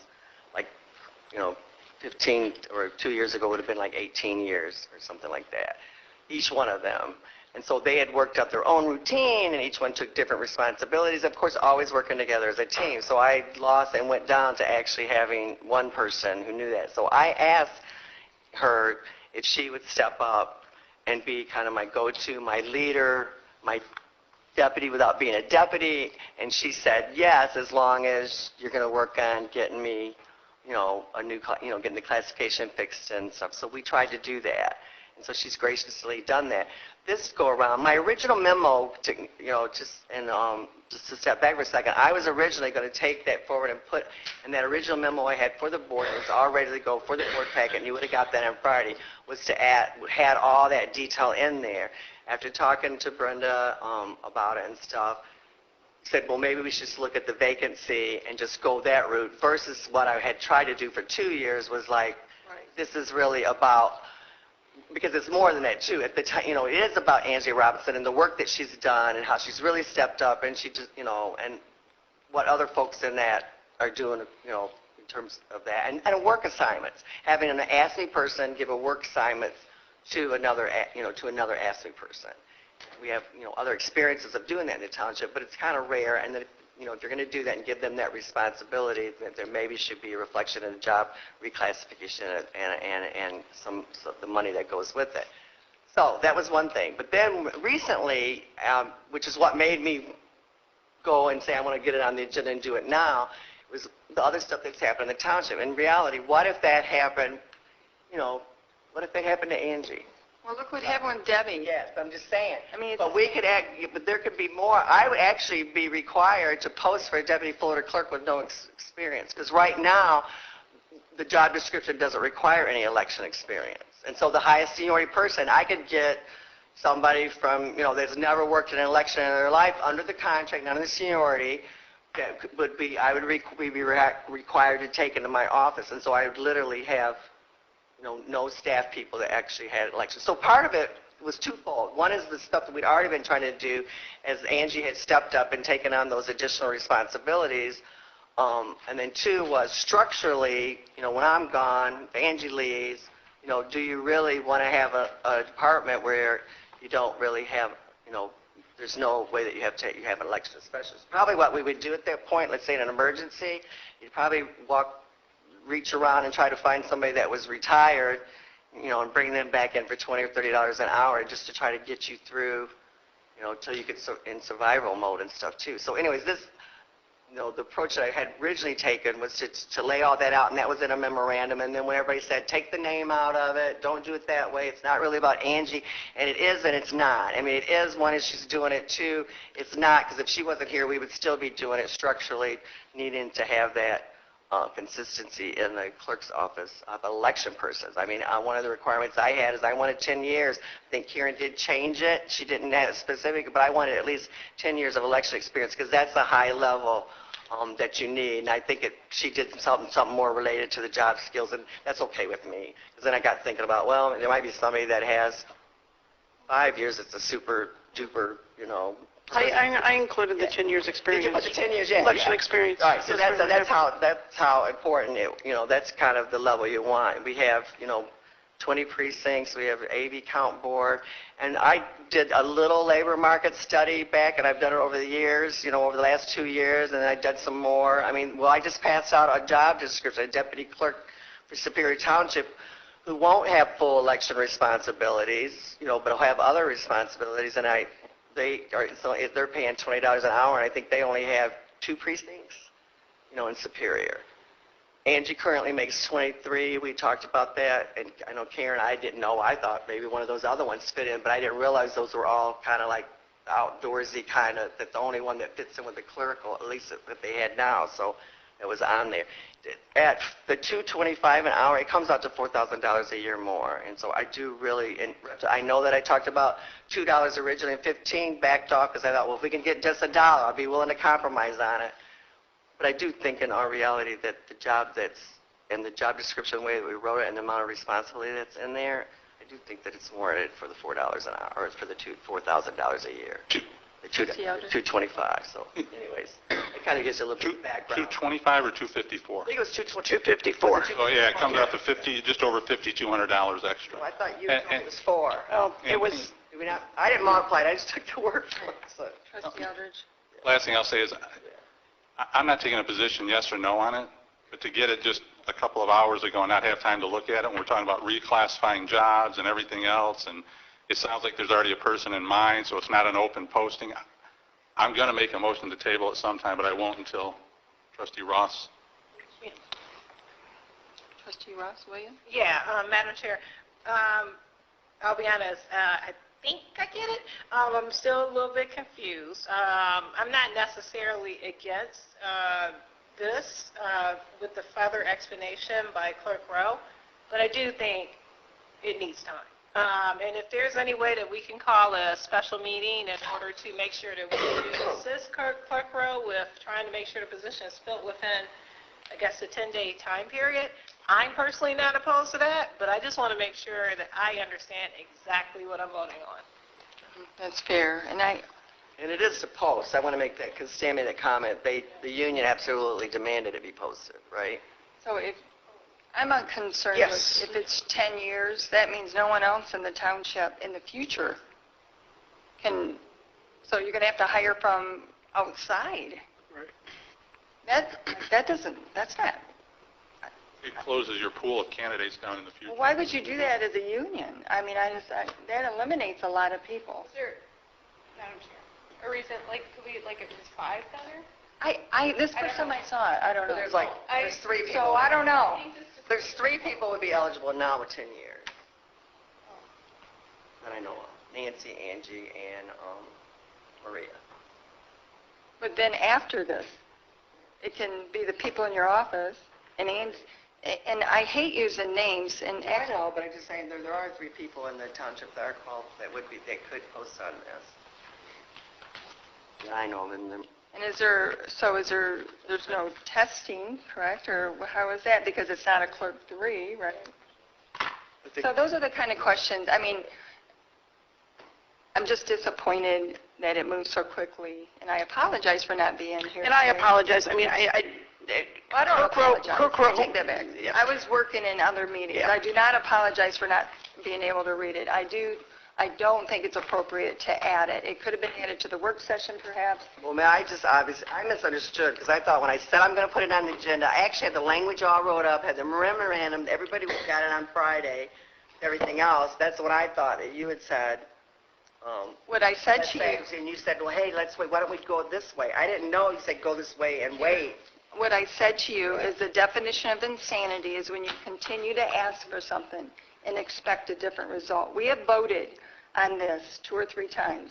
No, we never voted on it. At the board level. It has No. been before the board. No, I never brought it to the board Madam Chair, because we never had it worked out. I make a motion to table until a special election is called by the supervisor. Special meeting. Support to table. Special meeting, I'm sorry. Yeah. I said, Wilson?